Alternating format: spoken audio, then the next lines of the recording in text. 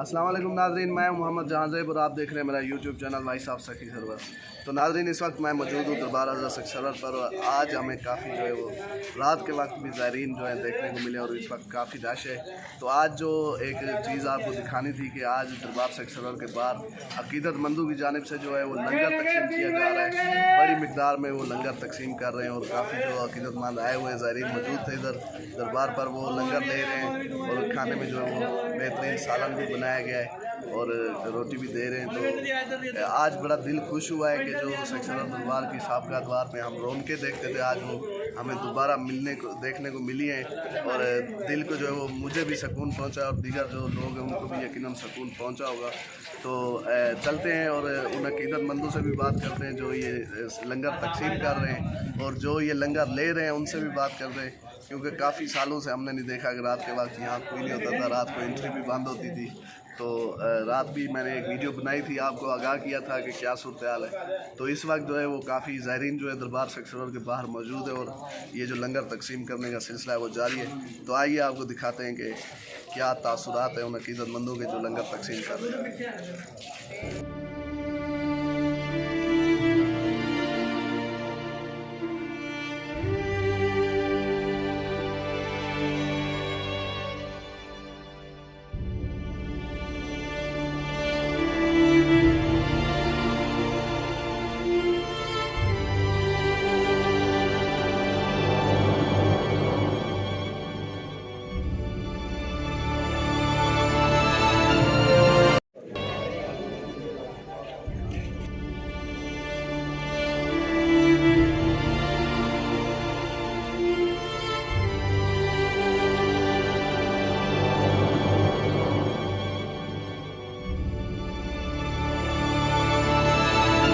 वाला से तशरीफ़ लाए हैं। हम खुश नसीब है जो सरकार के डेरे में लंगर तकसीम कर रहे हैं। अल्लाह पाक हमारा लंगर तकसीम करना कबूल फरमाए और सब संगियों बेलियों को इधर मेले पे आने की तौफीक अता फरमाए और सरकार की रौनकें बहाल होती रहे।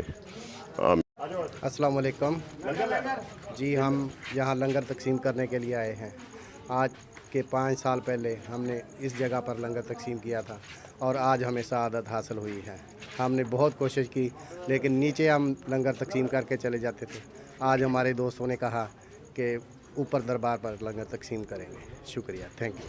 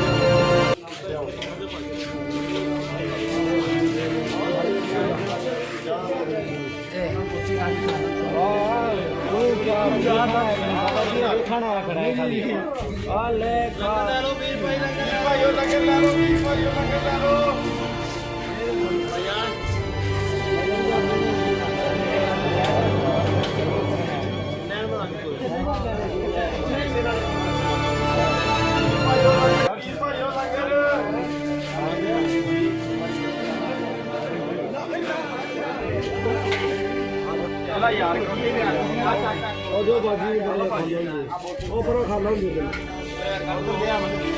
अरे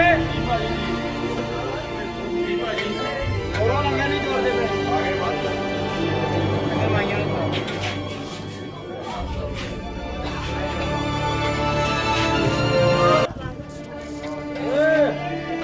लंगर लो भाइयों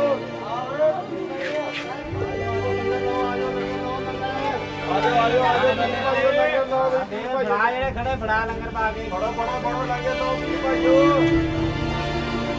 लंगर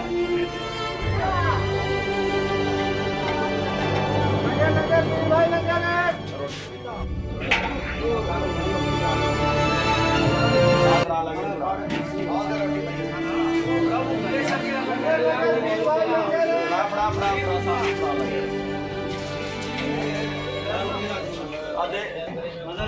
लंगर पीर भाइयों लंगर